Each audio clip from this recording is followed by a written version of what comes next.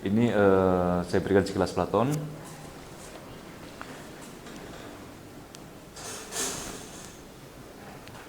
Platon ya. Kalau di Indonesia kita sering mengatakannya Plato ya. Tapi saya akan banyak mengatakan Platon begitu ya.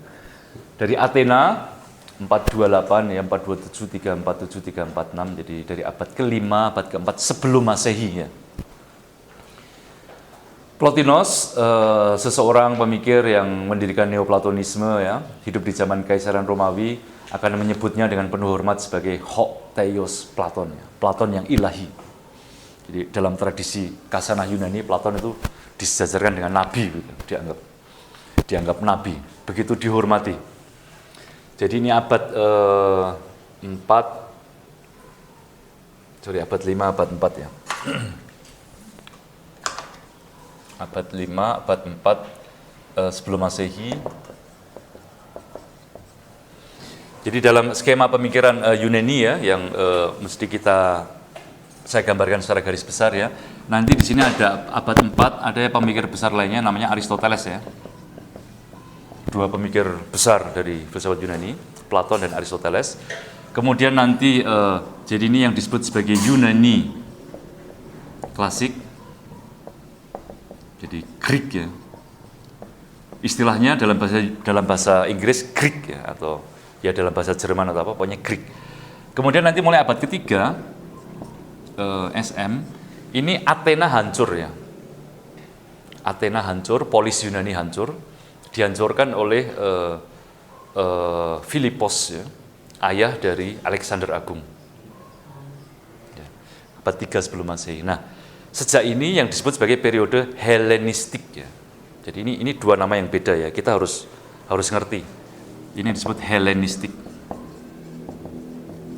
Dari kata Hellas ya. Hellas itu artinya sebetulnya juga Yunani ya. Sama ya, Yunani. Jadi ini Yunani semua namanya. Hanya kalau dalam kasanah keilmuan kita, kalau kita bicara mengenai Greek philosopher, itu artinya Aristoteles, Platon ke atas. Tapi kalau kita bicara mengenai Hellenistic philosopher, itu artinya mulai abad ketiga sampai nanti abad, ini katakan 0, abad 6 Masehi. Ya. Ini penutupan Akademia Platon ya. Jadi di sini Platon mendirikan sekolah namanya Akademia pada tahun 388 sebelum Masehi. Sekolah pertama ya. Diberi nama seturut salah satu dewa mitos Yunani, hero Akademos ya. Nah, Akademia didirikan 388 dan baru ditutup oleh seorang kaisar Romawi pada tahun 529 ya, Justinianus.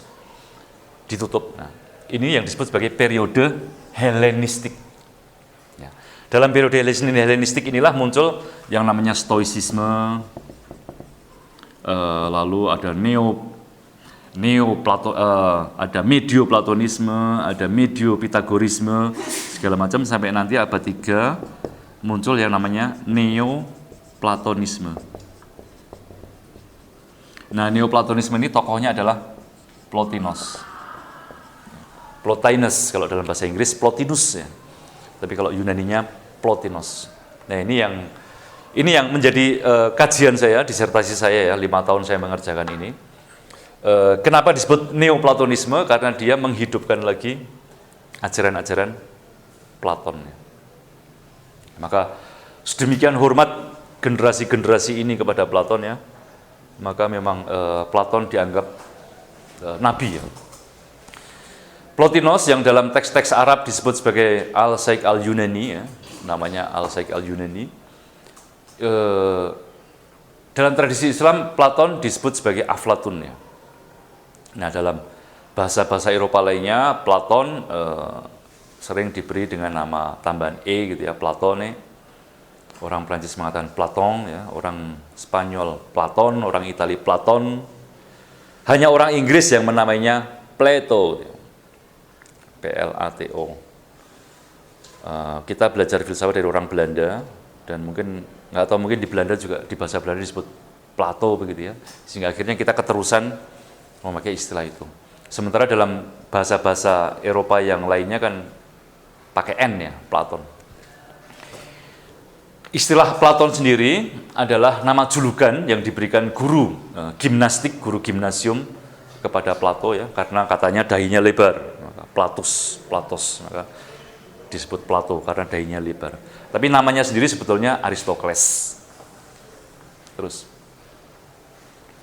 Platon lahir di Athena 428, 427 dan meninggal di Athena juga tahun 348, 347 di usia 81 tahun. Dan Platon hidup di periode ya, ketika Athena sedang merosot ya. Jadi Athena itu dulu abad 6 ya, sebelum Masehi. Athena adalah polis yang luar biasa karena kemenangannya menahan 2 kali prajurit-prajurit dari Persia ya, di bawah Raja Darius dan Xerxes ya. Kalau Anda pernah melihat film 300 ya, meskipun yang itu filmnya film trash ya, film agak sampah ya, saya nggak suka. Saya lebih suka melihat itu kan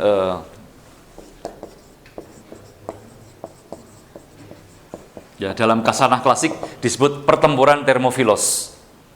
Ya. Itu kisah pertempuran 300 prajurit Sparta yang menahan ribuan tentara Persia. Ya. Saya suka nonton yang edisi film yang tahun 60-an ya, lebih bagus ya, lebih heroik, lebih menunjukkan, lebih serius gitu loh. Tapi kalau film 300 itu wah dah kacau itu. Itu merusak imajinasi nostalgis saya tentang Yunani gitu ya. Nah, kejayaan Athena itu dimulai ketika pada abad ke-6 mereka berhasil menahan gempuran sebuah kemaharajaan besar ya, yang namanya Persia. Mereka mampu menahan 2 kali, dan bahkan di pertempuran Marathon ya, di sebuah pantai bernama Marathon, itu orang Athena berhasil memukul mundur pasukan laut, ya, armada laut dari Persia. Maka sejak saat itu, mulai abad 6 ini, Athena dianggap sebagai polis yang paling hebat, sehingga ratusan polis ya, polis itu kota ya, maaf, kota negara. Kota-kota kecil gitu ya, kota negara. Ratusan polis Yunani itu lalu tunduk kepada Athena. Athena menjadi pimpinan dari ratusan polis Yunani. Kekuasaan menimbulkan iri hati. Athena yang demikian dominan itu akan memunculkan iri hati dari tetangganya yang namanya Sparta. Itu bangsa lain juga, nggak jauh sebetulnya jaraknya. Sparta ini juga mulai mengumpulkan ratusan polis lain di dalam kekuasaannya. Nah, Athena yang ambisius, dominan, ya, akhirnya juga corrupted ya, membusuk, lebih karena soal uang ya, karena itu kan ditarikin pajak ya. Polis-polis itu kan harus membayar pajak, dan pajak itu dipakai untuk membangun kota Athena, membangun benteng Athena, dan ini kan menimbulkan iri hati ya, kecemburuannya. Banyak yang marah, akhirnya bergabung dengan Sparta, dan muncullah perang yang namanya Peloponnesos ya. Sebuah perang saudara antara koalisi ratusan polis di bawah pimpinan Athena melawan koalisi ratusan polis di bawah Sparta. Perang saudara ya, karena antar orang Yunani kan, antar orang Yunani bunuh-bunuhan. Dan Platon lahir 427 ketika peperangan itu mulai, dan peperangan akan berjalan puluhan tahun, 30 tahun lebih. Jadi itu akan berdarah-darah, menghabiskan energi, menghabiskan sumber daya, segala macam. Dan Platon akan melihat Athena kalah. Nah, jadi akhirnya Athena kalah oleh Sparta. Sparta menanamkan rejim boneka, dan dalam rejim boneka itu kok ya kebetulan gitu ya, pamannya Platon itu terlibat. Jadi pamannya Platon itu justru membela rejim Sparta yang menguasai Athena. Jadi ini agak rumit ceritanya. Karena Socrates itu berarti dia kan pernah jadi tentara di ya, ini. dia ikut ya, Socrates terlibat. Jadi katakan 428, 427 ya, Platon lahir. Nanti dia kan baru ketemu dengan Platon ketika dia berusia, Platon bertemu dengan Socrates ketika berusia 20-an tahun ya, Platon. Nah itu Sokrates pada tahun 427, 425, ngitungnya mundur ya kalau sebelum Masehi ya. 425, 422, 420 dia ikut bertempur ya. Sokrates, kalau Platon dari keluarga aristokrat, Sokrates adalah rakyat jelata. Rakyat biasa, dan di sana itu kalau rakyat biasa, karena sistem pertahanan negara itu kan semua rakyat terlibat ya. Dan kalau kita bertempur, itu masing-masing membiayai alat tempurnya sendiri-sendiri. Nah, jadi kalau Anda rakyat jelata, Anda bisanya hanya beli tameng sama pedang. Ya, maka Anda pergi bertempur infanteri ya, jalan kaki gitu ya, bawa tameng dan pedang. Sementara kalau dari keluarga Platon, karena mereka kaya, mereka bisa beli kuda. Bisa beli kuda dengan seluruh peralatannya ya. Itu prajurit yang dari orang-orang kaya. Nah, Sokrates sebagai rakyat jelata, dia bertempur di beberapa tempat dan dihormati ya karena keberaniannya, karena keteguhannya, karena sikap-sikapnya. Dan pertemuan Platon dengan Sokrates itulah yang lalu juga akan, saya kira juga pengalaman melihat pamannya terlibat dalam rejim boneka dari Sparta itu, yang membuat Platon akhirnya ya, berbalik total, bertobat ya, dari ambisi politik ke filsafat. Semula tentu saja seperti anak-anak muda aristokrat lainnya, tentu dia diset keluarganya untuk masuk ke politik.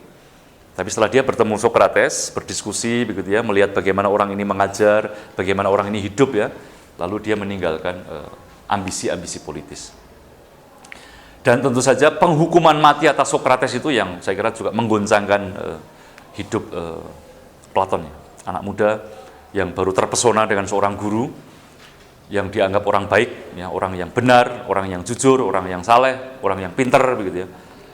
Kok justru dihukum mati oleh Athena yang saat itu berhasil membebaskan diri dari kungkungan Sparta. Jadi Athena yang menjadi demokratis malah menghukum mati Sokrates. Jadi itu ironinya. Jadi rejim yang ditanamkan Sparta 403 ini hanya bertahan setahun ya. Karena setelah itu rakyat Athena memberontak ya, lalu mereka bisa diusir. Athena bisa berdiri lagi sebagai negara demokratis, tapi persis pada saat itu justru pada tahun 400 Sokrates mulai ditangkap, tahun 399 diadili ya, secara di sana kan pengadilan rakyat ya umum, dan diputuskan dengan voting ya hukuman mati. Jadi peristiwa ini yang lalu membuat Platon saya kira secara total mengabdikan hidupnya untuk filsafat.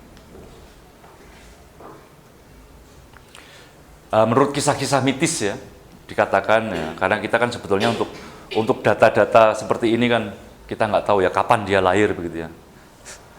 Dan kalau saya ditanya nenek saya lahirnya kapan saya juga udah nggak tahu ya. Nenek saya, padahal nenek saya itu kan ya paling 1900 berapa begitu ya. Apalagi ini kita berbicara mengenai orang yang dari abad ke-5 sebelum Masehi. Dikatakan bahwa dia lahir tanggal 7 bulan Targelion. Ya karena itu adalah tanggal kelahiran dewa Apollo, dewa kebijaksanaannya. Jadi di otak-atik Gathuk ya dikait-kaitkan dengan nama-nama besar. Dan bila dikatakan ia meninggal pada usia 81 tahun, menurut para ahli itu karena angka 81 merupakan kelipatan dari angka 9, di mana angka 9 adalah hasil kelipatan angka 3, angka ganjil pertama dalam numerologi kuno. Dalam numerologi kuno, angka 1 itu kan angka awal ya, bukan angka ganjil. Kan tidak ada 0. Ya 0 kan baru muncul nanti, abad-abad setelahnya. Jadi dalam numerologi kuno, angka 3 itu adalah angka mistis ya, penuh simbol ya. Triad gitu ya. Tris atau triad ya. Maka dalam pemikiran Plotinus pun juga, atau Pitagoras ya, yang namanya segitiga, trias ya, angka 3 itu spekulasinya luar biasa. Platon berasal dari keluarga ningrat tinggi di Athena, anak Ariston, yang katanya adalah keturunan Kodros, raja legendaris Athena yang terakhir. Sementara ibunya, Periktione, katanya adalah masih keturunan dari Solon, legislator yang memberikan Athena kejayaannya pada abad 6 ini, Solon. Jadi dari segi asal-usul memang dibuat demikian ya, banyak cerita-cerita legendanya daripada kenyataannya. Tapi sekali lagi kita tidak punya sarana apapun untuk ngecek ya apakah ini betul atau tidak, karena yang kita punya hanyalah kesaksian-kesaksian dari penulis-penulis setelahnya. Dan kesaksian yang dimiliki seperti ini ya. Jadi keturunan Kodros, ininya keturunan semua dari keturunan raja-raja semua. Terus waktu muda Platon menerima pendidikan musik ya. Musik itu dari kata Yunani musike. Dan musike itu lebih sebetulnya seluruh pendidikan sensibilitas ya, kepekaan. Seluruh pendidikan yang tentu ada aspek rasionalnya, tapi juga terutama lebih sastra, ya, lebih menghaluskan harmoni. Ya.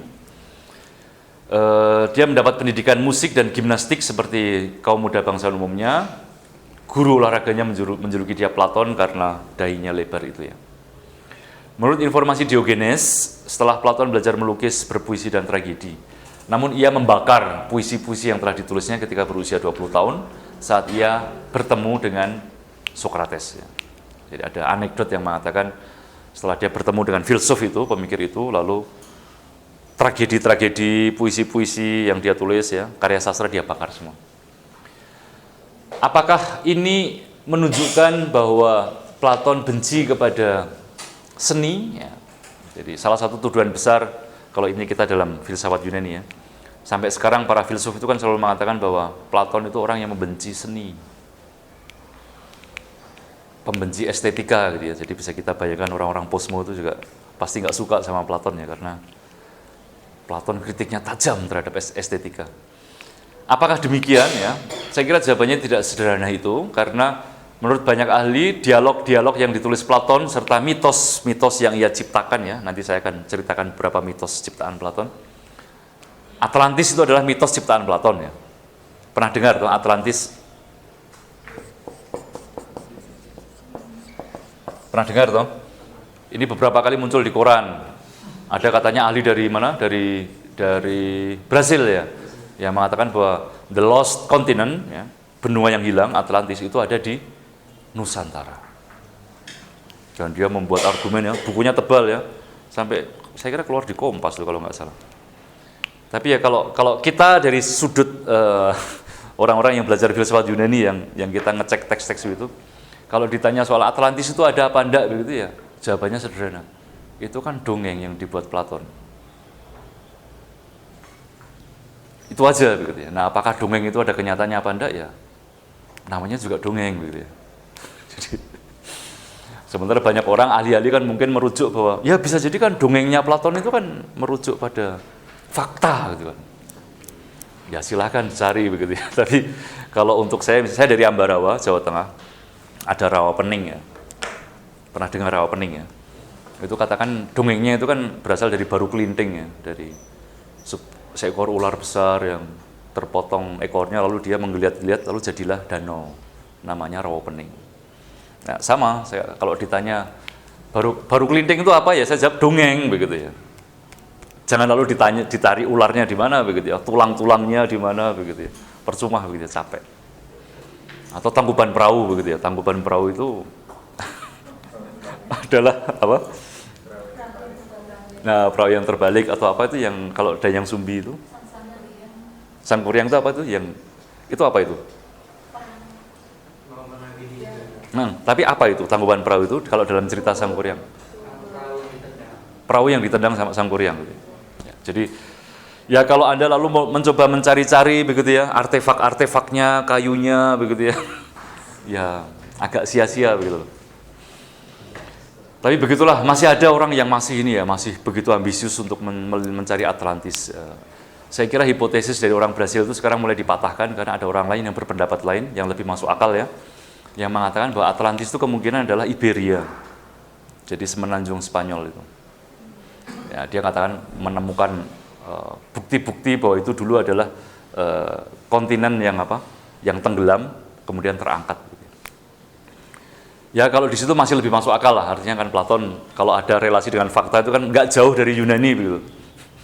Kalau ngomong tentang Indonesia itu kan jauh banget ya dari Yunani, Indonesia gimana informasinya bisa sampai ke sana gitu. Tapi sekali lagi dari sudut pandang saya Atlantis itu adalah dongeng yang diciptakan oleh Platon. Sama seperti nanti ada dongeng lain yang akan diceritakan oleh Platon juga. Nah jadi dari segi karya sastra banyak orang mengakui bahwa dialog yang dibuat Platon itu nilai artistiknya luar biasa ya. Yang jelas sejak pertemuan dengan Sokrates, Platon menjauhkan diri dari pusaran politik di mana keluarga bangsawan terlibat ya. Dia akan begitu terguncang oleh pengalaman bahwa orang paling benar se-Athena, Sokrates dihukum mati ya. Dan 50 tahun setelah peristiwa hukuman mati terhadap Sokrates, Platon masih akan menulis buku tentang hukum-hukum ya, laos, ya, nomoi, di mana kita masih bisa merasakan betapa kuatnya gambaran yang ia berikan tentang orang benar yang dihukum secara tidak adil ini. Jadi tentu buku yang secara langsung menceritakan kisah penghukuman mati Sokrates adalah Apologia. Hari-hari terakhir Sokrates sendiri ada di Phaidon ya. Tapi di Politeia pun kita masih bisa merasakan ya kehadiran Sokrates ini. Orang yang adil tetapi dihukum mati oleh negaranya. Dan di buku terakhir ya, The Laws ya, undang-undang, kehadiran Sokrates masih nyata. Peristiwa penghukuman mati Sokrates menjadi bukti nyata di mata Platon bahwa sistem politik demokratis Athena sedang terurai membusuk. Platon adalah seorang yang anti demokrasi. Saya katakan saja sejak awal ya supaya Anda tidak mempunyai banyak ilusi terhadap Platon ya. Romo Magnis bahkan dengan tajam mengatakan dia mengikuti pendapatnya Karl Popper ya. The Open Society and its Enemies ya. Negara yang terbuka dan musuh-musuhnya. Karl Popper mengatakan bahwa Platon adalah bapak totalitarisme. Jadi rejim-rejim Nazi, Hitler, rejim komunis, Stalin ya, sampai mungkin ya rejim seperti mungkin ya, tapi Popper nggak menyebut ya, rejim-rejim seperti di Kamboja ya, di Cina ya, Mao Zedong ya.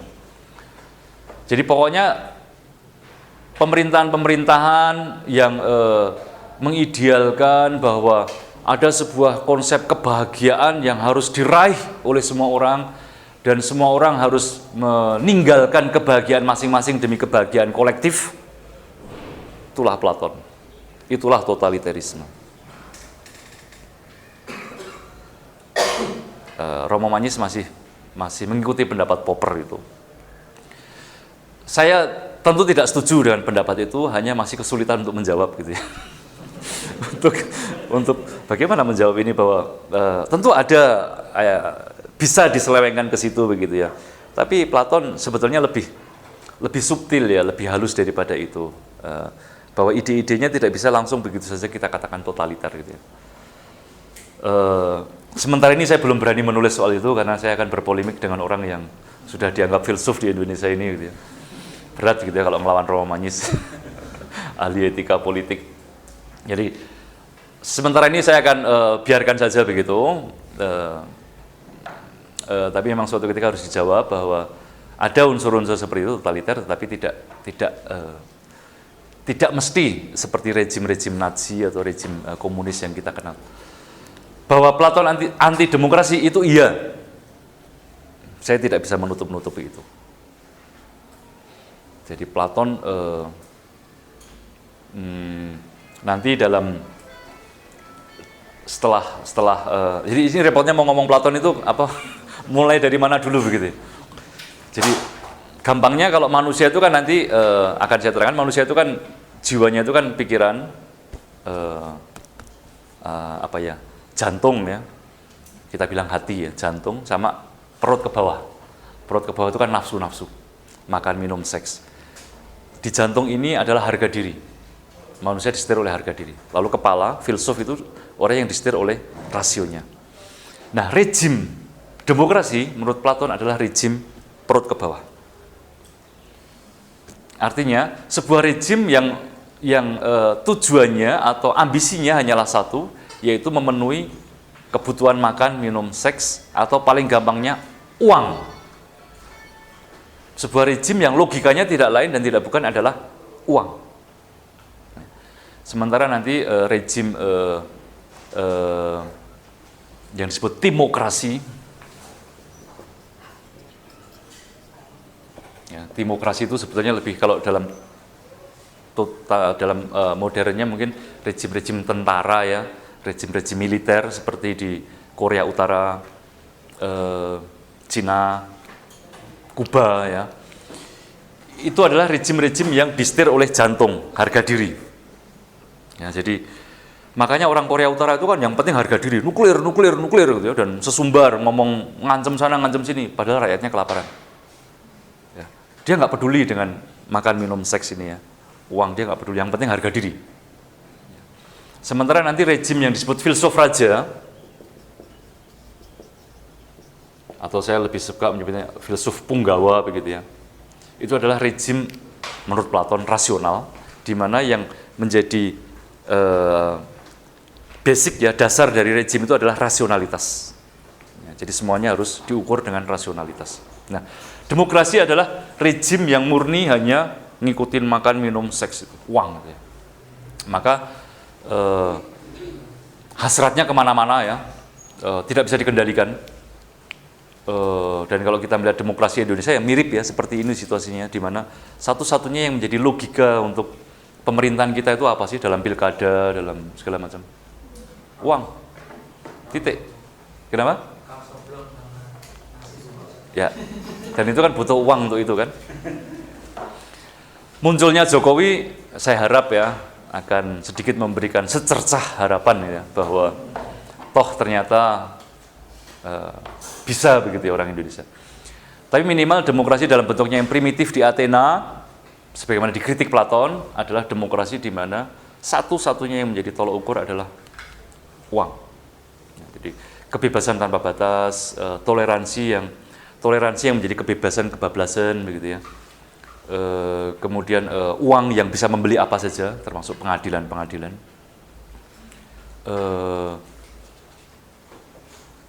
Dengan kata lain, saya sudah menuliskannya di basis 2 bulan yang lalu. Demokrasi adalah rejim anarki. Jadi kata-kata ini di Platon ya. Demokrasi adalah rejim anarkis. Jadi anarche. Arche itu kan bahasa Yunani artinya prinsip komando. An beri tanpa prinsip, tanpa komando. Jadi anarkis artinya tidak ada prinsipnya, tidak ada yang mengomando. Jadi karena kan kalau dikatakan bahwa perut ke bawah itu menurut Platon itu tuh bayangannya seperti monster. Makan minum seks itu kan selalu tidak bisa dibatasi ya, selalu minta terus gitu ya.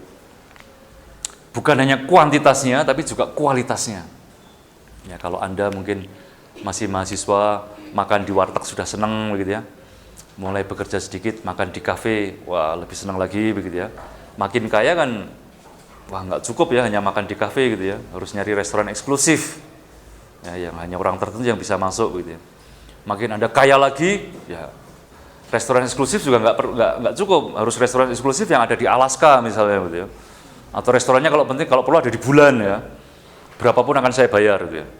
Nah, jadi logik dari epitomia makan minum seks adalah logik yang selalu tak terbatas. Terus menuntut dalam segi kuantitas maupun kualitas. Nah, demokrasi adalah logiknya seperti itu. Pertumbuhan atau ekonomi atau uang dan tidak ada yang bisa membatasi, atau yang sering disebut sebagai kalau dari aktivis-aktivis itu ya, neoliberalisme gitu ya, atau kapitalisme begitu ya, bahasanya seperti itu. Karena rejim ini akan terus meminta. Kalau ini apa ini nggak masuk pertimbangan Plato nggak soal suara mayoritas juga di demokrasi agregatif misalnya? Ya, Platon sangat tajam. Dia mengatakan kebenaran itu tidak bisa ditentukan dengan suara mayoritas. Karena kan Socrates beda 3 suara yang. Ya. Jadi Platon cukup sinis ya dengan bahwa kebenaran kok ditentukan dengan suara terbanyak. Ya, memang Platon memang elitis ya. Ada hawa-hawa itu elitis, anti demokratis. Jadi saya tidak menutup-nutupi lah bahwa ada aspek-aspek seperti itu.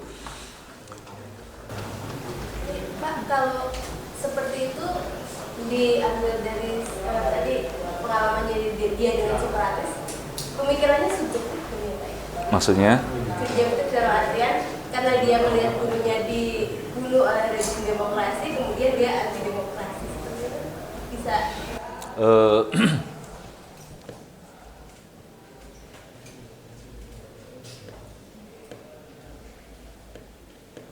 Jadi tentu saja yang anti demokrasi saat itu bukan hanya Platon ya, banyak orang lain.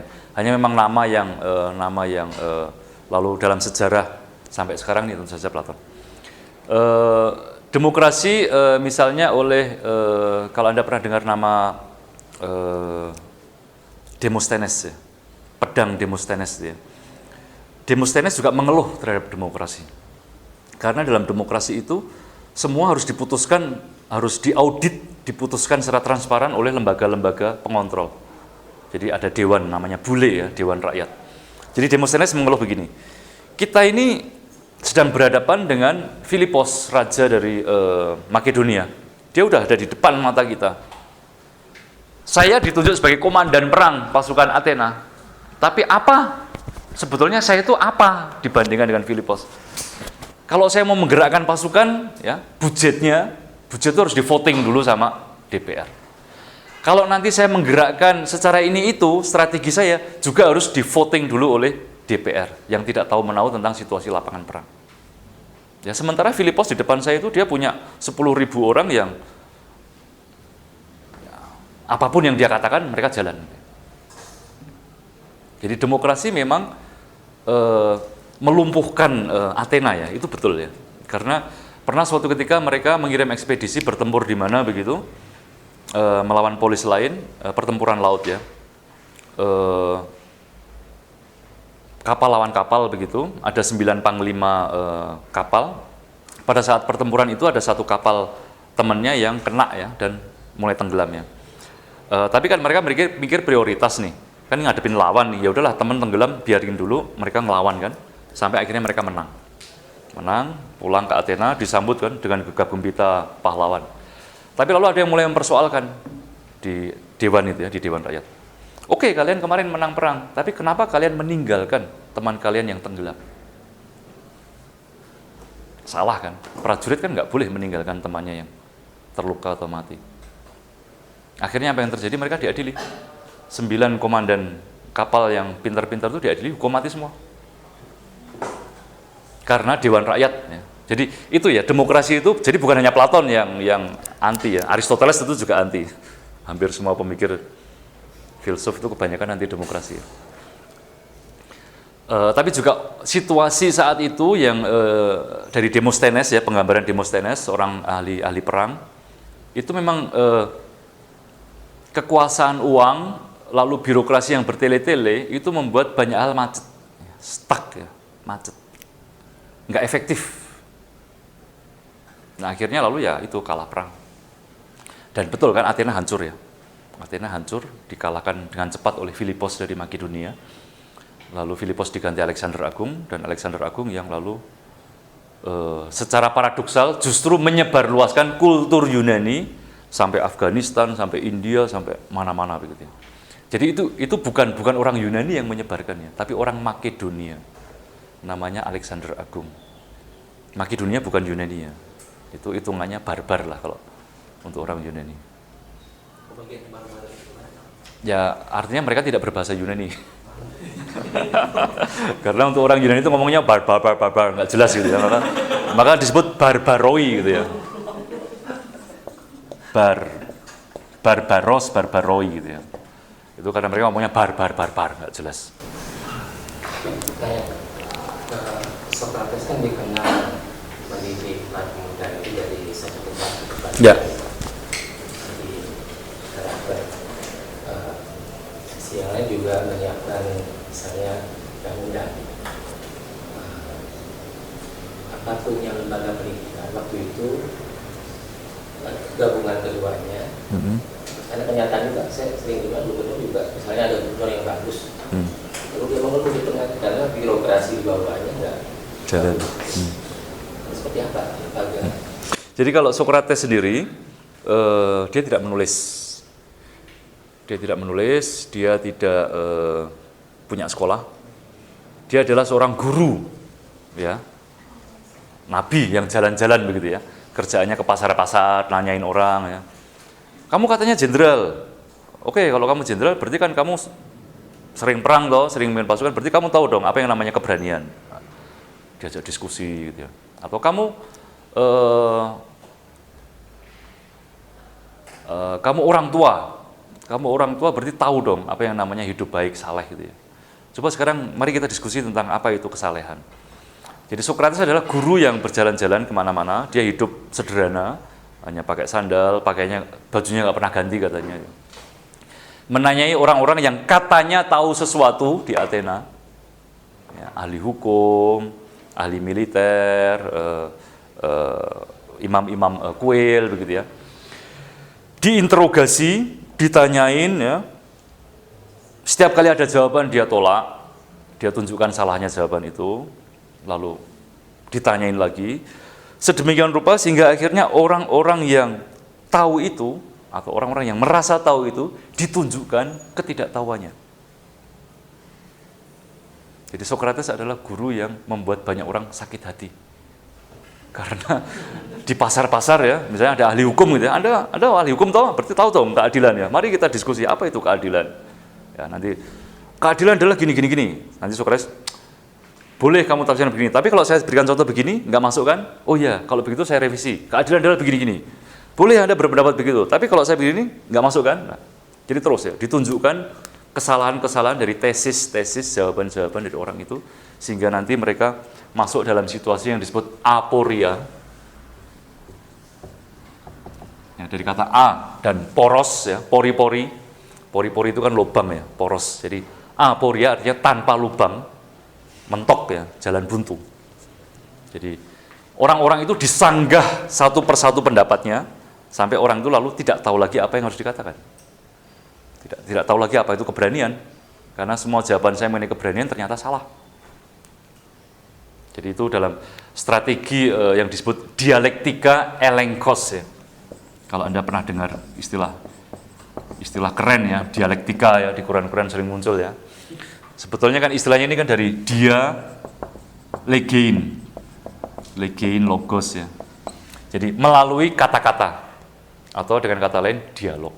Jadi dialektika itu nggak ada, tidak lain artinya hanya dialognya. Ngomong-ngomong, wawancara. Jadi lewat strategi dialektika itu, misalnya ditanya apa itu keberanian? Keberanian adalah A, ditunjukkan Sokrates, bukan. Keberanian adalah non A. Kalau begitu baik, keberanian adalah B. Sokrates menjawab, bukan. Keberanian adalah non B begitu ya. Keberanian adalah C gitu ya. Sokrates menunjukkan bukan, keberanian adalah non C ya. Jadi terus, jadi lewat penyanggahan itu orang lalu dipojokkan ke situasi aporetik, situasi jalan buntu, nggak bisa menjawab lagi. Ini yang membuat banyak orang Athena tidak suka dengan Sokrates, karena dia ya membuat iritasi ya, membuat orang. Dan itu juga yang salah satunya menjelaskan kenapa akhirnya dia dihukum mati gitu ya. Dan ketika voting juga banyak yang karena waktu di apologia juga tadi dia ini ya, cenderung kayak mancing juga gitu. Iya, dia memang orangnya sukanya mancing-mancing. Memang tukang pancing dia.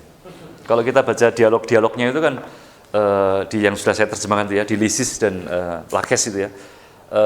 Dia selalu pura-pura tidak tahu Sokrates itu. Ketika soal keberanian, wah ya jangan tanya saya dong, saya kan nggak punya pengalaman, kamu kan jenderal ya, kamu kan bisa cerita pengalaman kamu gimana sih, apa sih itu keberanian itu gitu. Jadi kalau Sokrates ditanya balik suruh jawab, dia akan ngeles ya, akan menghindar ya, nggak mau menjawab supaya orang-orang itu yang menjawab. Dan nanti kalau orang menjawab dia sanggah, sampai selesainya dialog. Jadi nanti kalau Anda membaca terjemahan saya itu ya, pada halaman terakhir ya, lalu apa ini Sokrates keberanian ini? Ya, kita belum menemukannya sekarang. Mari kita ketemu besok saja, kita diskusi lagi. Itu akhir buku itu, akhir buku. Apa nggak jengkel kita kalau baca begitu? Sebentar. Jadi akhirnya Sokrates, jadi dia mengajar begitu saja, jalan-jalan. Dia mengumpulkan murid-murid seperti Platon, Alkibiades, ya, Critias, ya. Banyak orang muda belajar pada Sokrates dan malangnya orang-orang yang dididik Sokrates menjadi kritis itu sebagian terlibat dalam rejim bonekanya Sparta. Jadi kayak Alkibiades, Kritias itu murid-muridnya Sokrates juga. Dan mereka itu masuk dalam rejim Sparta. Maka ada alasan politis juga untuk mengatakan itu loh, orang yang suka jalan-jalan sama kamu tuh sekarang jadi diktator-diktator semua. Jadi itu, jadi satu iritasi, kedua karena beberapa murid Sokrates itu terlibat dalam rejim boneka Sparta. Nah, Platon akan beda. Platon muridnya Sokrates, dia nantinya yang mendirikan akademia, mendirikan sekolah. Ini 388-nya. Jadi Sokrates kan dihukum mati 399. Jadi katakan ya 10 tahun setelahnya ya, 11 tahun setelahnya. Mungkin karena Platon melihat solusi bahwa berpolitik segala macam enggak ada gunanya ya. Lalu dia masuk ke pendidikan. Dia bikin sekolah. Zaman itu ya, jadi dia kan keluarga bangsawan ya, dia punya uang. Dia beli tanah di luar kota, ada asramanya. Lalu dia di situ mulai mendidik murid-murid yang tinggal di situ. Dan model sekolah itu akan bertahan sampai abad 6 setelah Masehi, jadi 9 abad ya. Dan di akademia ini meski nanti Athena hancur karena dihancurkan oleh Alexander Agung segala macam, akademia akan terus bertahan, jalan, menjadi semacam tempat penggodokan untuk pemimpin-pemimpin politik ya.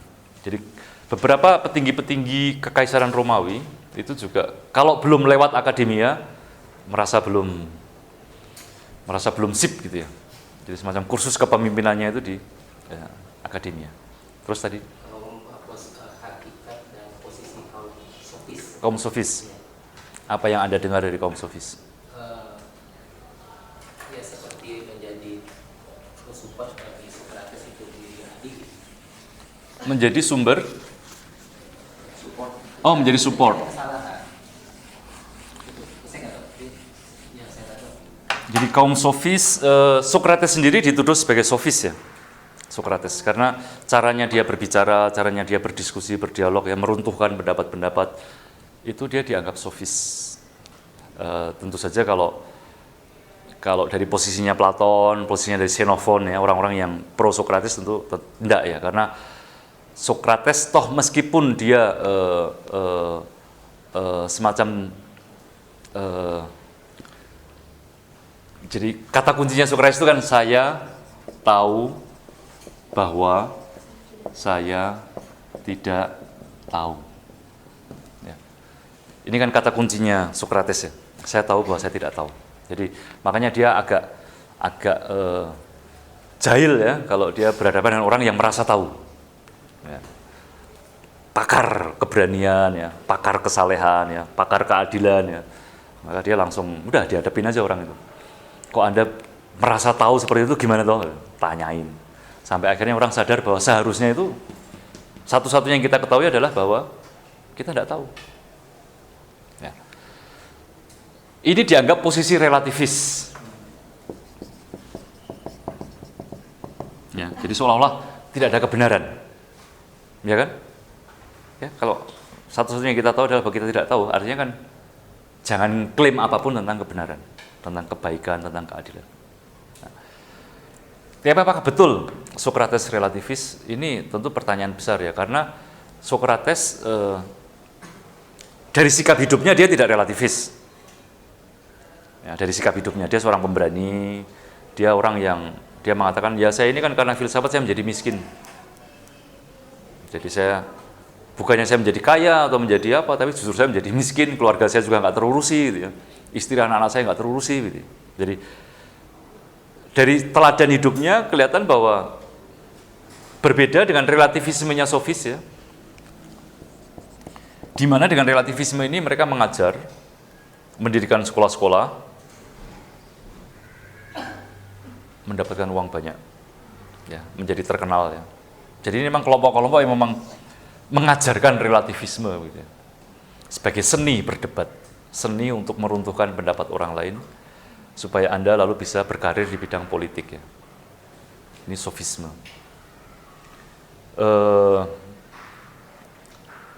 Salah satu contoh sofisme ya, supaya Anda langsung ngerti begitu ya, paling gampang begini. Anda misalnya sofis itu jadi kan terutama mereka menjadi penasihat-penasihat untuk orang yang kena masalah ya di pengadilan-pengadilan di di Athena, karena kan pengadilan rakyat ya. Jadi Anda yang dituduh, si penuduh, lalu hakim itu hanya moderator. Lalu ada 500 orang yang menjadi juri. Jadi 500 orang ini hanya mengandalkan versi. Ya. Si penuduh ngomong apa, yang dituduh membela diri bagaimana. Nah, lalu dari argumen itu lalu mereka memutuskan mana yang benar, si penuduh atau pembelaannya ini. Itu makanya penting ya Anda bisa ngomong, Anda bisa berretorika, Anda bisa memberikan cara berpikir ya yang mempengaruhi orang untuk membela Anda. Jadi misalnya begini, Anda kena kasus nih, Anda ketangkap selingkuh sama istri orang. Nah, ini kan juga dihukum kan kalau di Yunani kan, Anda diadili begitu kan. Nah, seorang sofis akan memberikan nasihat, begini caranya, supaya kamu bisa membela diri dengan baik ya. Dan untuk nasihat ini bayarannya mahal ya, supaya Anda bisa membela diri dengan baik, supaya nanti orang-orang pro dengan kamu. Bilang aja begini, memang saya ketahuan gitu ya, bersama dengan perempuan ini begitu ya. Saya hanyalah manusia. Kalian semua tentu tahu dalam agama kita ada yang namanya Zeus, ya, yang immortal, yang maha kuasa, yang maha mengetahui, yang maha bijaksana, yang luar biasa. Dan kita semua tahu bahwa Zeus itu tidur bukan hanya dengan istrinya, tapi juga dengan banyak dewi dan perempuan-perempuan di dunia lainnya. Nah sekarang, apalah daya saya ini hanya seorang manusia yang mortal di hadapan Zeus. Kalau saya hanya terpikat pada satu perempuan ini ya, bukankah wajar? Zeus saja tergoda ya, dengan banyak wanita. Kalau Anda bisa berbicara begini kan, lalu kan 500 orang yang siap mukulin Anda kan, lalu kan terus, oh iya ya benar ya. Benar juga yang diomongkan jadi. Ya kan, mau menghukum terus nggak enak kan. Jadi kekuatan retorika inilah di mana yang namanya kebenaran bukan tidak lagi kebenaran, keadilan, moral ya, tidak lagi menjadi pertimbangan ya. Yang penting kekuatan kata-kata untuk meyakinkan. Ya, inilah yang menjadi dagangan dari sofisme. Ya, dan ini ironisnya ini adalah orang-orang asing ya, bukan orang Athena. Jadi ketika Athena abad ke-6 ini kaya, hebat, luar biasa, itu kan sama di mana-mana ya, negara yang kaya itu lalu menjadi semacam gula yang menarik semut datang ya. Maka banyak intelektual asing ya, dari Italia, dari koloni-koloni luar itu pada berdatangan di sini. Dan karena di Athena itu orang asing tidak boleh bekerja, dalam arti profesi-profesi normal, tidak boleh memiliki tanah ya, tidak boleh bertani, tidak boleh memiliki ternak, tidak boleh punya properti juga ya. Maka satu-satunya cara hidup mereka ya dengan bikin sekolah, jualan, jadi konsultan lah. Jadi konsultan untuk orang-orang yang kena masalah itu, kena kasus. Dan itu nanti ada banyak contoh-contoh begitu ya, bagaimana sofisme itu menjadi juga penyebab bahwa demokrasi lama-lama ya, menjadi rapuh ya, karena orang juga tidak punya pegangan lagi. Jadi satu contoh lain juga yang bisa saya kemukakan dengan sofisme adalah soal hukum ya.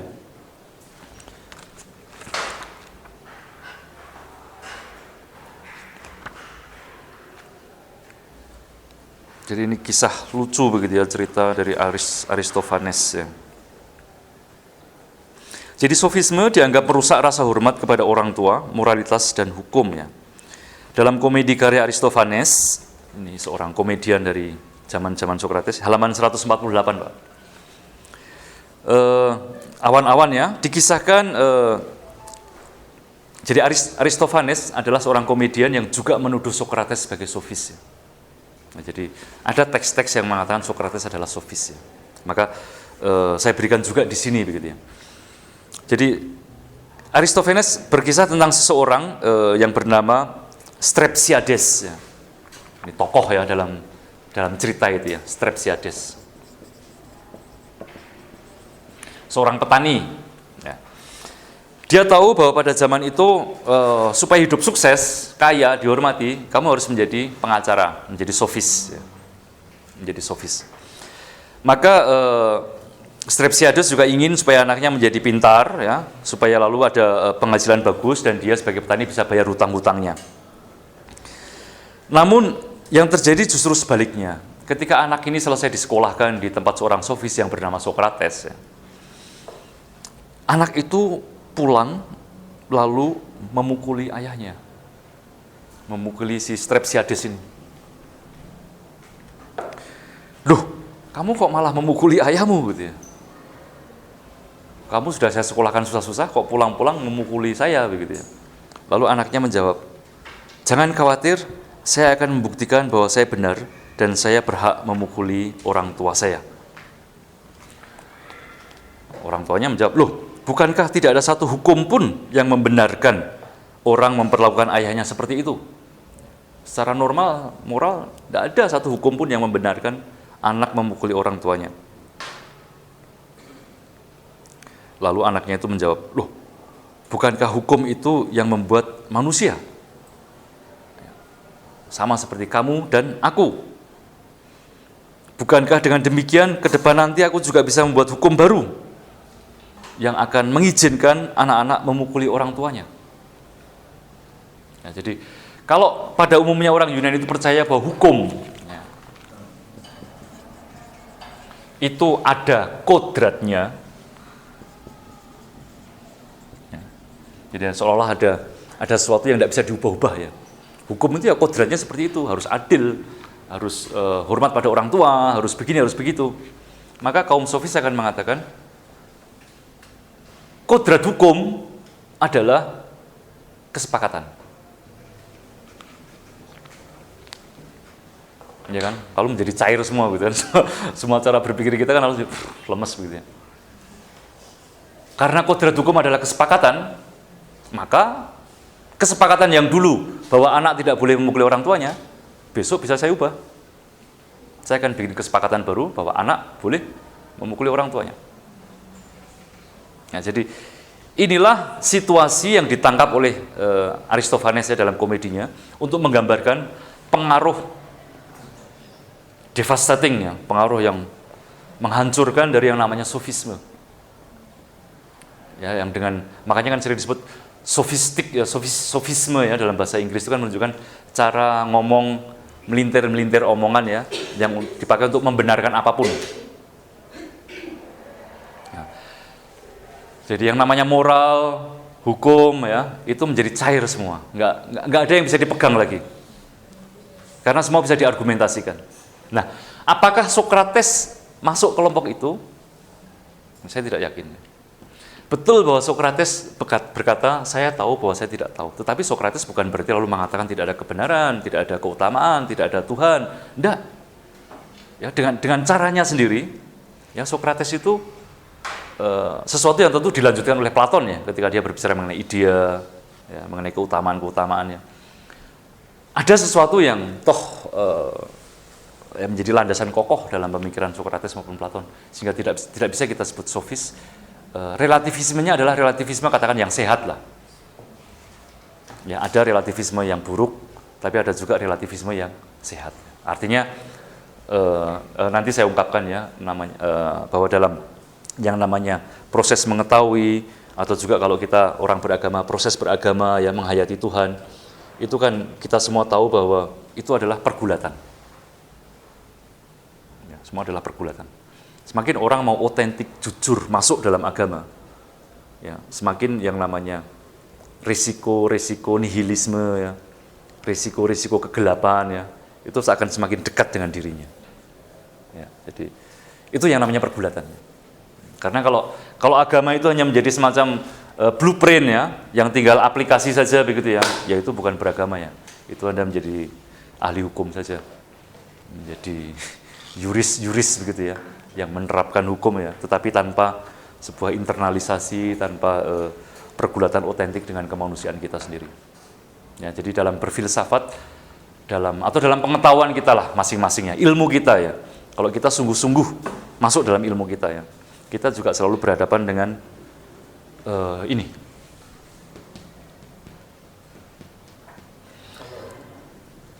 Kalau Platon dianggap sebagai Platon ilahi gitu Pak. Hmm. Apakah Sokrates juga mendapatkan itu? Enggak. Tidak. Kenapa? Karena Socrates tidak menulis. Jadi, Socrates tidak menulis, maka orang akhirnya merujuknya ke Platon. Jadi Socrates yang hidup itu adalah Socrates versi Platon. Memang lalu menjadi problem juga yang namanya Socrates, problem historical Socrates. Jadi problem Socrates historis. Socrates itu sebetulnya historis apa enggak sih? Gitu ya. Kan kita taunya hanya dari omongan Platon. Sama ada namanya Xenophon ya. Jadi ada dua versi ya. Xenophon sama Platon sama tadi itu Aristophanes ya. Kita hanya taunya dari teks ya. Ya kita mengandaikan kalau disebut dalam teks berarti orangnya ada begitu kan. Ini bukan tokoh fiktif gitu.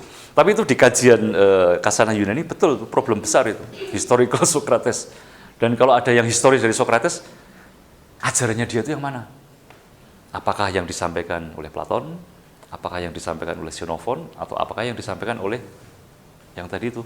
Yang mengatakan Socrates adalah seorang sofis ya, dari Aristophanes. Ya, jadi dia tidak menulis, maka akhirnya orang-orang hanya membaca Platon. Dan memang lalu ya Platon yang besar ya. Saya tertarik secara demokrasi. Kalau dikaitkan demokrasi dari rakyat gitu ya. Lalu suara rakyat adalah suara Tuhan. Nah, itu penjelasannya gimana? Demokrasi tadi istilahnya rezim baru. Jadi begini, yang saya bicarakan adalah demokrasi Yunani ya, abad ke-5. Jadi bukan demokrasi modern, apalagi demokrasi Pancasila ya, bukan ya. Ini adalah demokrasi Yunani, di mana konteksnya harus kita pahami begini.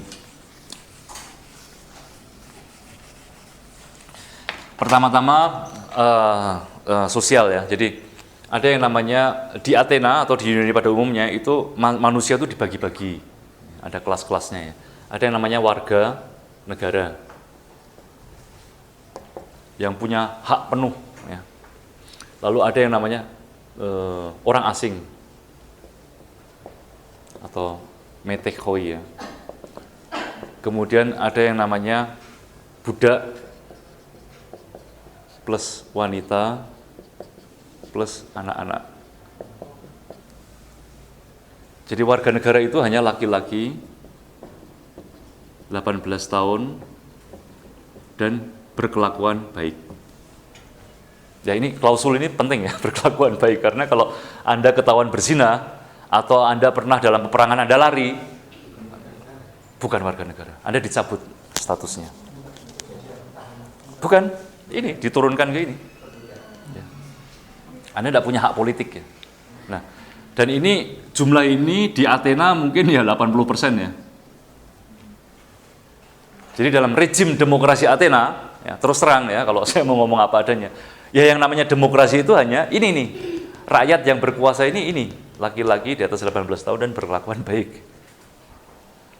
Nah mereka ini yang lalu kemudian membentuk, ada namanya bule, Dewan Rakyat ya. Ada yang namanya Eklesia, Majelis Umum ya.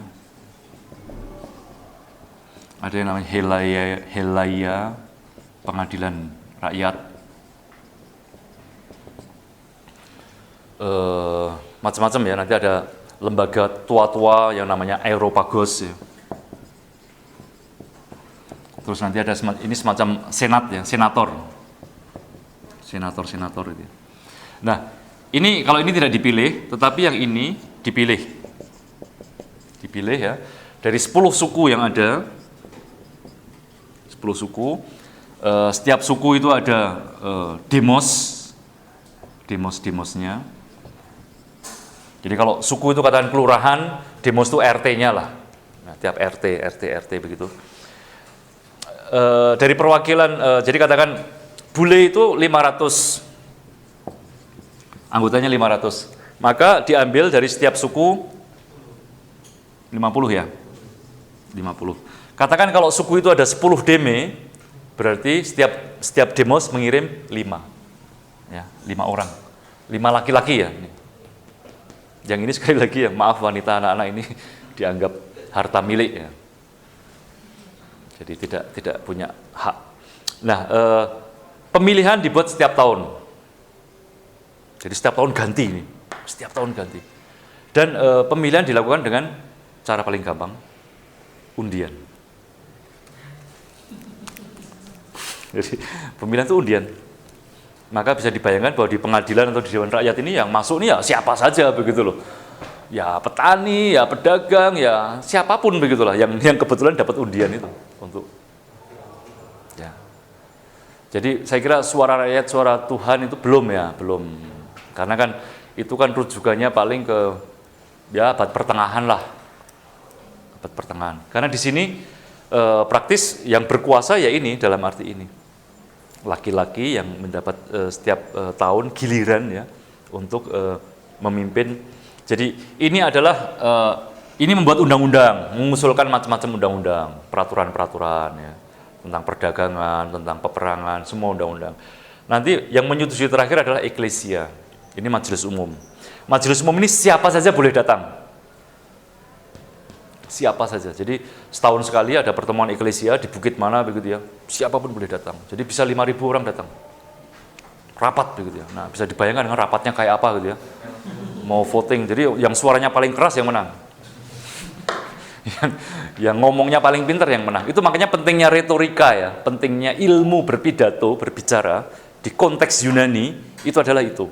Karena Anda harus bisa meyakinkan. Ya, tidak peduli isinya benar atau salah. Tapi Anda harus bisa meyakinkan orang supaya ikut pendapat Anda. Ini saya hanya mencoba menarik. Ya. Sofis tadi kan mempertanyakan ya, istilah itu dicoba dilabelkan Sokrates. Padahal Sokrates itu kan ingin menunjukkan kepada orang bahwa yang kamu tahu itu belum tentu benar loh. Ada yang lebih benar. Terus ada juga tadi istilah mencari kebenaran itu malah seperti memelintir sehingga semuanya mengambang, nggak ada yang benar. Lalu Sokrates itu supaya menarik dia jalan-jalan sederhana pakai sendal, pakai baju warna ranti. Nah anekdot saya begini, Pak. Justru baju yang warna ranti itu kan sudah dipakai sampai sekarang pada wisuda. Dan orang yang memelintir kebenaran itu kan punya di kampus-kampus. Apa begitu sebetulnya analognya sampai ke hari ini? Maksud saya sofisnya, pakaian yang menarik, pakaian wisuda, terus memelintir kebenaran. Jadi kalau Sokrates enggak ya, dia tidak berpakaian warna-warni, dia orang yang sederhana, pakaiannya nggak ganti-ganti gitu ya. Tapi kalau sofisme lalu berubah menjadi pokoknya membenarkan apapun begitu ya.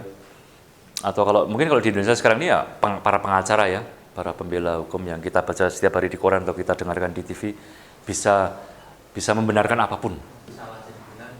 Ya, jadi dan ada logiknya ya, ada logikanya. Hanya kalau kita betul-betul tahu baru kita ngerti bahwa ya ini salah, ini benar gitu ya. Tapi kalau kita masyarakat awam kita betul-betul ketipu ya. Kita hanya ikut saja. Karena omongannya kelihatan meyakinkan. Nah, saya kira memang di dunia akademis dimanapun dan dalam negara demokrasi dimanapun ya, bukan hanya Indonesia, itu problemnya. Ya, dan memang ya tidak apa-apa juga begitu ya. Artinya memang kadang-kadang melelahkan ya mendengarkan orang berdiskusi, berdebat begitu ya, capek begitu ya. Apalagi kalau lihat TV kita sekarang ini kan isinya cuma berisik gitu ya, orang cuma ngomong apa aja begitu. Tapi ya itu masih solusi lebih baik lah daripada Anda ngambil parang gitu. Ya, saya masih lebih tenang berhadapan dengan orang yang mau ngomong daripada orang yang cuma diam-diam bawa parang gitu kan, udah gitu. Jadi itu resiko demokrasi. Kita ada dalam risiko berhadapan dengan banyak kaum sofis ya. Dan klaim-klaim kebenaran akan bertarung ya. Dan ya enggak apa-apa, kita mesti masuk terlibat dalam situasi begitu. Syukur-syukur perdebatan yang kita ungkapkan, kita omongkan lalu juga menginspirasi orang lain. Ya, sehingga orang itu teryakinkan karena perkataan ya, karena argumen-argumen kita, dan ikut pada katakan hal-hal baik yang kita inginkan. Tapi sekali lagi kita jangan tergoda untuk ambil senjata. Karena manakala kita udah tergoda untuk okol ya, kekuatan senjata ya, matilah demokrasi kita. Jadi saya tentu sofisme itu saya mungkin ngomongnya banyak arti negatifnya ya, dan itu memang betul begitu ya. Tapi kita jangan lupa bahwa sofisme itu sumbangan besarnya adalah mereka menciptakan apa yang disebut kursus-kursus. Mereka lah guru-guru profesional pertama ya. Jadi sistem perdosenan, sistem kuliah di mana orang mengajarkan sesuatu dan dibayar, itu mewarisi sofisme. Jadi saya kalau ngajar di sekolah itu, di kelas itu setelah ngomong banyak tentang sofisme, saya bilang, ya saya ini kalau Anda mengajar Anda tentang Plato segala macam dan saya dibayar ya persis inilah profesi sofis. Pekerjaan kaum sofis. Dan jadi bayangannya begini, dulu pendidikan itu kan seperti dikatakan di Indonesia pada tahun, ya sebelum ada pendidikan Belanda ya, kalau orang belajar itu kan ngenger, tahu ngenger? Ngenger itu apa bahasa Indonesianya? Apa ada kok bahasa Indonesia nyantrik, menjadi cantrik. Jadi kamu misalnya mau menjadi tukang pandai besi, ya kalau zaman dulu ya udah kamu ikut aja orang yang bekerja di situ, kamu lihat caranya kerja gimana, kamu ikut bantu gitu ya, sebagai anak muda, sampai akhirnya kamu menguasai ilmu itu, lalu kamu nanti bisa buka sendiri. Nah di Yunani juga sama, orang belajar, baik itu ningrat atau rakyat biasa, kalau mau belajar itu ya begitu, personal ya, secara pribadi, mencari orang, mencari guru, atau gurunya didatangkan begitu ya, untuk mengajari ilmu-ilmu tertentu ya. Nah, sofisme adalah orang yang pertama kali mengatakan, saya punya program, saya mau mengajari ini, biayanya sekian. Dan waktunya belajarnya sekian, begitu ya. Berapa kali pertemuan. Itu sofisme. Jadi mereka memang menciptakan sekolah modern dalam arti yang modernnya, pertama kali. Itu sumbangan besar mereka ya. Kalau Plato sangat pedas ya menghadapi soal suara mayoritas. Ya. Karena ternyata orang paling benar pun disalahkan, dihukum maki oleh suara mayoritas. Dia ini nggak menawarkan solusi lain, misalnya entah kalau sekarang ini kan demokrasi deliberatif, musyawarah untuk mufakat gitu. Apakah dia ada menawarkan hal tersebut? Jadi tawarannya yang tadi saya sebut bisa dianggap sebagai totalitarisme tadi itu ya. Tentu rejim filsuf tadi itu ya, yang filsuf raja. Jadi ada satu kalimat terkenal dari Politeia, sampai nanti para filsuf bisa menjadi raja atau para raja mau belajar filsafat, kalau itu belum terjadi, maka pembusukan yang terjadi di Athena sekarang ini akan terus berlanjut. Nah, jadi seolah-olah ada angan-angan ya dari Plato bahwa negara ideal, sistem ideal itu adalah ketika negara diperintah oleh rasio. Ya, bukan diperintah oleh perut ke bawah, bukan diperintah oleh dada. Jadi perut ke bawah ini adalah petani dan pedagang. Jantung ini adalah tentara. Ini adalah filsuf. Ya, jadi kalau jiwa manusia itu dibagi 3, maka manusia juga dibagi 3. Ada manusia yang hidup mengikuti perutnya, perut ke bawah. Ada manusia yang hidup mengikuti ininya ya, emosinya. Ada manusia yang hidup mengikuti ini.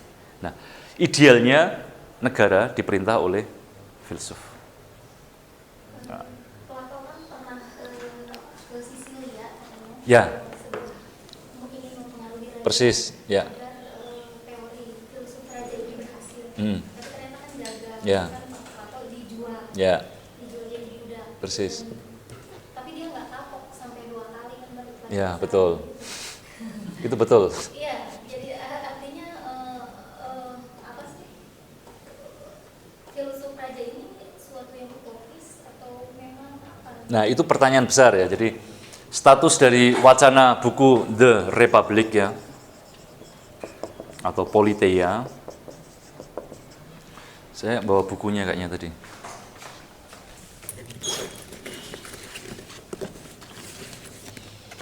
Jadi ini ya. Saya pakai yang terjemahan Loeb Library. Jadi dua buku ya, 2 volume.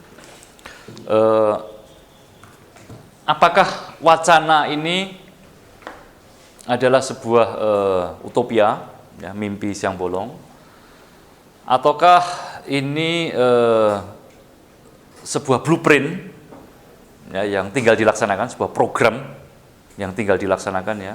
Itu makanya lalu karena ini adalah program maka dianggap totaliter, ya, karena kalau program itu kan jelas, ya, istilahnya rekomendasinya apa yang harus dilakukan, ya, kan tinggal dilaksanakan begitu, maka menjadi totaliter. Kalau utopi lalu ya artinya itu ya apa bedanya dengan khayalan di siang bolong begitu, ya. Karena Platon sendiri kan faktanya dia 2 kali berusaha mendidik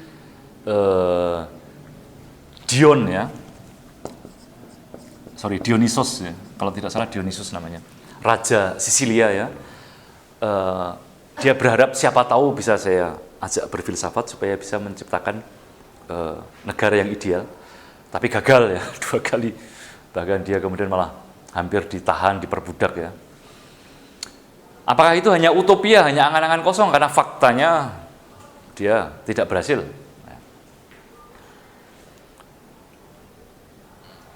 Semua itu ada di politik, ya, bisa dibenarkan. Ya, sisi utopisnya ada, sisi programatiknya, ya, itu juga ada. Tapi kalau saya lebih cenderung memasukkan dalam seluruh koherensi pemikiran Platon, politeia adalah idea sebuah negara. Jadi sebuah paradigma. Nah,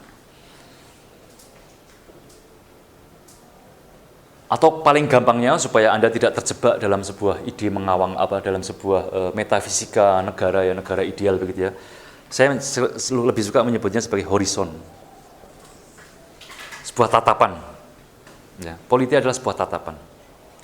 Di akhir buku 9, buku Politeia, jadi setelah Platon mengkritik soal keadilan, mengkritik soal situasi zamannya, lalu memberikan teorinya bagaimana negara harus diatur, ya, mulai dari anak-anak bayi, kanak-kanak, remaja, tua, nanti bagaimana, ya, sistem negara, pertaniannya bagaimana, ya, perdagangan harus bagaimana, undang-undangnya bagaimana, setelah semua komplit gitu, ya.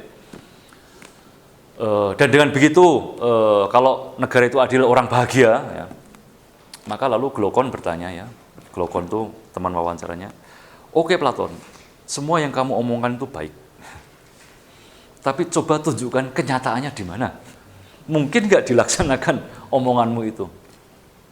Lalu di akhir buku 9 itu Platon akan menjawab, bagi saya apakah negara macam itu ada atau akan ada atau tidak ada, itu bukan masalahnya. Tapi saya yakin kalau ada orang mulai percaya kepadanya, realitas akan terjadi. Itu jawabannya Platon, ya, jawaban di akhir buku 9 yang saya kira jawaban definitif, ya.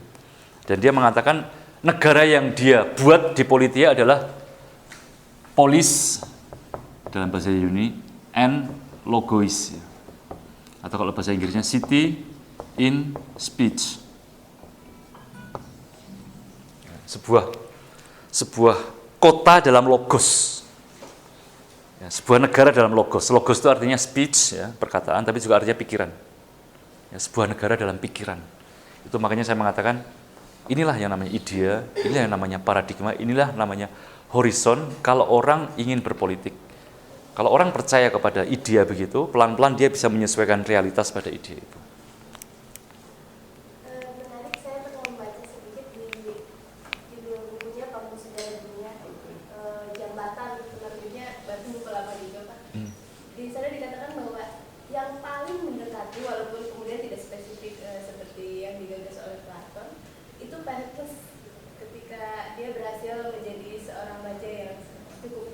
Untuk rakyatnya, dan menurut buku tersebut dia berhasil setidaknya mendekati filsuf rajanya atau filosofer timnya.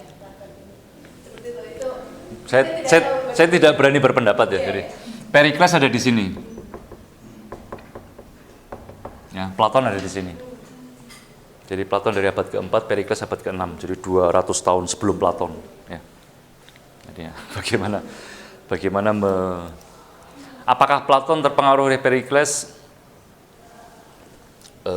Itu agak sulit untuk paham, karena jaraknya jauh juga ya, 200 tahun. Teks tentang The Republic, tentang politik, tentang polis, konstitusi praktis itu Platon yang memulai. Memang nanti setelah Platon Aristoteles, beberapa orang mulai menulis tentang politeia. Politeia itu artinya konstitusi, constitutionnya. Nah, bagaimana ini dihubungkan ke belakang, untuk membenarkan sesuatu yang di depannya, nah ini saya tidak berani komentar. Nah, kembali ke idea. Jadi ini saya sudah menyebut kata ini tentu kata kunci dalam filsafat Platon ya, idea ya. Dua dunia, dualisme ya. Nah, ini kita mesti hati-hati sekali dengan ini, karena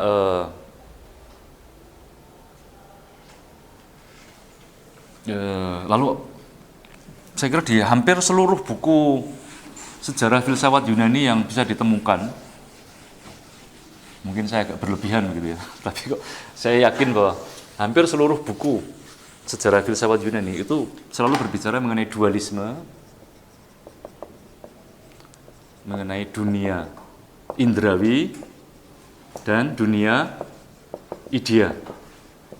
Ya. Jadi seolah-olah dunia ini kan hanyalah gambaran dari dunia idea. Semacam kalau dunia indrawi ini semuanya bisa membusuk, semua bisa berubah ya. Manusia itu dulu kecil, lalu besar, lalu tua, lalu mati ya. Di sini lalu di dunia idea ada manusia ideal yang kekal, yang bahagia begitu. Kalau di sini barang-barang itu serba tidak sempurna, kursi bisa rusak, bisa hancur ya. Di sini ada ya, modelnya, ada kursi yang ideal. Jadi seolah-olah dibayangkan ini adalah dunia kita, ini adalah dunia surga, di mana semuanya serba sempurna. Ya, itu yang lalu disebut sebagai dualisme. Nah, saya mau mengatakan hati-hati dengan cara berpikir yang terlalu simpel. Kan kalau sederhana begitu, kenapa Platon bikin 40 buku begitu ya? Dan buku yang kalau kita baca cukup rumit ya, apakah sesimpel itu yang namanya dunia idea? Apalagi yang namanya dunia idea, atau kalau dalam bahasa Yunaninya kosmos noetos, istilah ini tidak ada di seluruh tulisannya Platon. Ya, tidak ada, saya berani sumpah ya, mengatakan tidak ada. Kalau kata kosmos tentu saja banyak ya, dunia ya, di bukunya Platon itu banyak kata kosmos. Noetos ya, noetos itu kan artinya kan thought ya, pikiran ya. Kata pikiran banyak ya, tapi ketika disambung menjadi kosmos noetos, jadi dunia, the world of thought ya, dunia idea, nggak ada. Ya, jadi maka berdasarkan alasan sederhana bahwa secara tekstual kata ini tidak ada di teksnya Platon, maka ya dengan hormat jangan pernah menyebut-nyebut dunia idea ketika kita berbicara mengenai Platon. Saya pernah agak teriritasi begitu ya, agak gelisah tapi sudah hampir jengkel begitu loh. Ketika seminar berdua begitu ya, ada Gunawan Muhammad, lalu ada teman filsuf dari UI, saya tidak sebut namanya ya. Kita diskusi mengenai filsuf Prancis, lalu bawa Platon, lalu dia mulai berkhotbah mengenai dunia idea Platon, gini. Sampai saya akhirnya, mas, bentar mas, kok jenengan itu kok ngomong dengan begitu yakin dunia idea Platon? Jenengan pernah baca gitu, dunia idea di teksnya Platon? Loh itu kan banyak Romo di buku-buku ini. Oh ya sebentar, itu di buku-buku, tapi jenengan pernah baca enggak gitu ya? Anda sendiri pernah baca enggak istilah itu, ya, dunia idea itu di Platon? Ya saya kan hanya mendasarkan diri gini. Oh begitu, jadi hanya mendasarkan diri. Ya, saya beritahu mas, kata dunia idea di Platon tidak ada. Diam.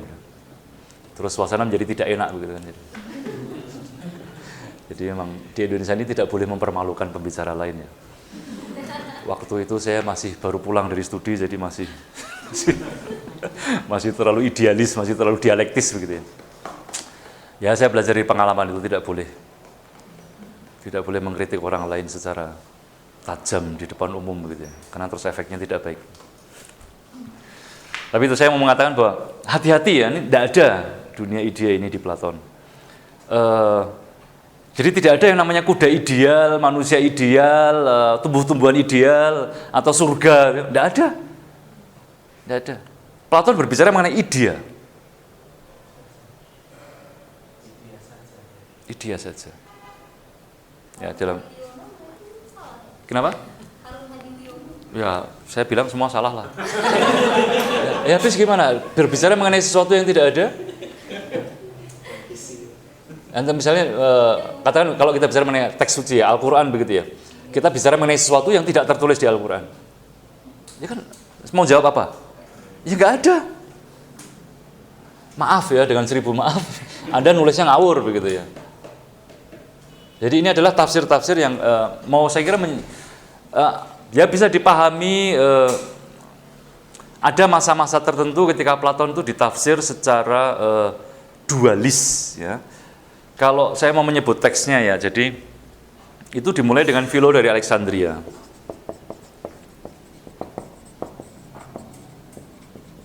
Seorang Yahudi dari abad ke-2 sebelum Masehi. Jadi Philo adalah seorang ahli Taurat, kitab suci, yang ingin menerjemahkan kitab sucinya Perjanjian Lama dari bahasa Ibrani ke bahasa Yunani. Ya. Dan karena dia belajarnya adalah filsafat Platon yang waktu itu di Alexandria pusat setelah jatuhnya Athena abad 3, ya, pusat belajar pindah ke Alexandria ya. Nah, di Alexandria ini dia belajar katakan vokabuler Platon. Jadi intuisi religius dia sebagai orang Yahudi bersentuhan dengan bahasa filosofis Platon, itu memunculkan sebuah kombinasi yang lalu muncul ini dunia idea. Seolah-olah ada dunia ideal, ada surga ya, di mana di sana semuanya serba sempurna begitu ya. Nah, ini nanti diteruskan diperparah pada abad 3 setelah Masehi dengan pemikir yang saya pelajari, Plotinos ya, Neoplatonisme. Dan Neoplatonisme ini yang malangnya mempengaruhi teologi Kristiani. Agustinus misalnya. Sampai nanti abad pertengahan.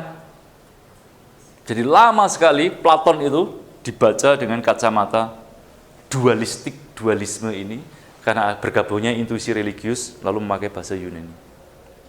Sampai saya kira abad 18, abad 19, orang berbicara secara wajar Platon sebagai pemikir dualis. Jadi dalam arti itu Harun Hadiwiono benar ya. Tapi dalam arti abad 18-19 gitu ya. Tapi kalau kita mulai bicara abad 20, mulai tahun 1950, 1960, orang mulai kritis ya, mulai membaca Platon dilepaskan dari pengaruh-pengaruh Neoplatonisme Kristiani. Dilepaskan dari kajian-kajian agama. Jadi Platon dibaca dalam dirinya sendiri, dan di situ kita tidak menemukan apa-apa ya,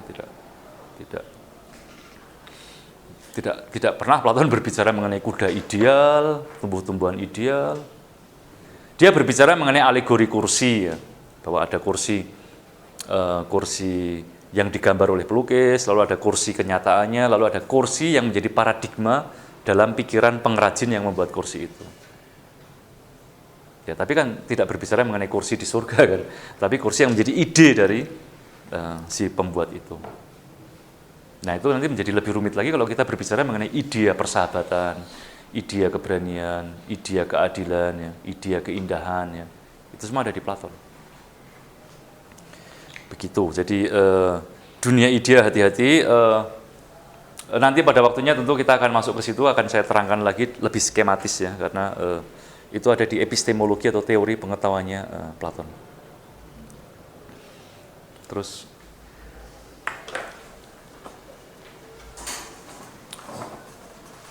ya, jadi nanti dengan problem politik ini nanti akhirnya Platon setelah gagal di Sirakusa itu ya, di Sisilia, saya kira dia mencari jalan lain bahwa ternyata mempertobatkan raja itu nggak mudah gitu. Mengajak, meminta para menteri, para politikus belajar filsafat itu hampir impossible ya. Karena passion mereka lainnya. Passion para pemimpin itu kan, para penguasa itu kan lain ya. Sementara filsafat itu kan juga hal lain. Kayak tidak bisa dicampur gitu ya. Orang yang suka berkuasa, menjadi komandan, menjadi pemimpin itu ya itu passionnya di situ ya, hasratnya di situ. Maka kalau disuruh belajar yang rumit-rumit, waduh susah. susah, nanti hanya membuat repot saja. Jadi akhirnya nanti katakan concern Platon akan dia wariskan lewat akademia dengan bentuk pendidikannya. Jadi bukan lagi secara langsung mempertobatkan raja-raja, tapi dengan membuat sekolah, berharap bahwa para bangsawan itu mengirimkan anak-anaknya untuk sekolah di situ.